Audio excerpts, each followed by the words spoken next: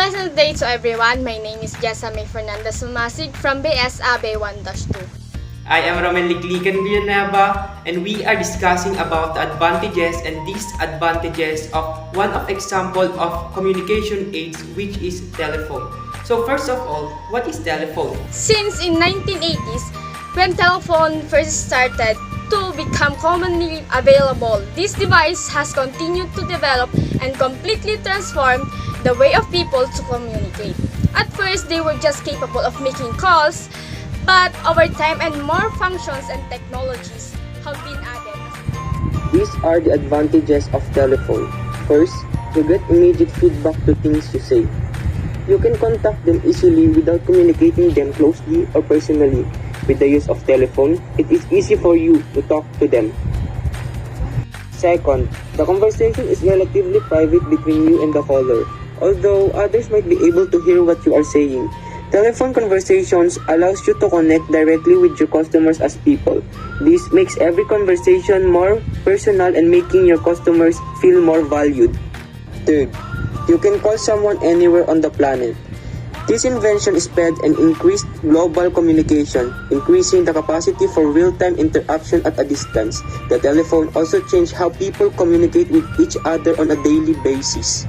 Fourth, calls can be made 24 hours a day, 7 days a week. So meaning to say, it is every day that we can use such as important message and emergency. The next advantage is internal calls within a business are usually free for charge. It helps in building customer relations and improving all the business transactions.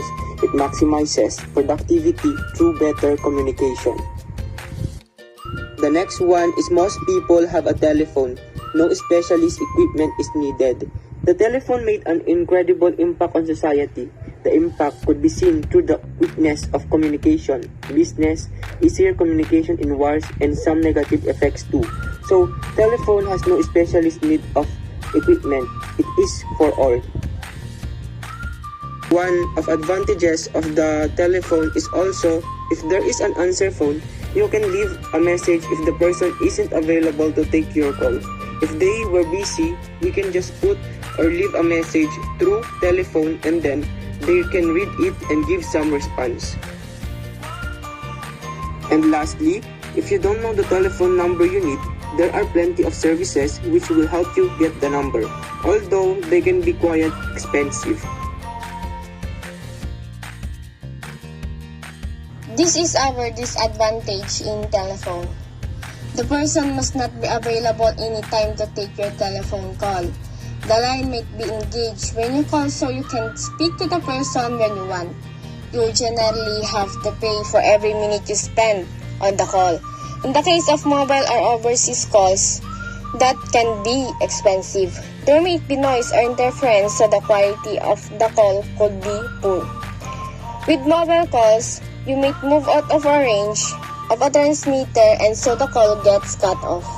You cannot see each other's body language, so a lot of the non-verbal communication is lost and you can't be so sure if that person is telling the truth or not. It is not easy to make a record of what is the person said during the call. The things may be forgotten or misinterpreted. With standard telephones, only spoken information can be exchanged. You can send files. Smartphones, however, do have these facilities. Calling someone by mistake or receiving accidental calls is surprisingly common when it comes to mobile phones. This can be embarrassing, cause confusion or waste of a time. Texting or messaging mistake can also occur. Part of problem is due to a compact size of phones and people using them in busy situations where there are many distractions.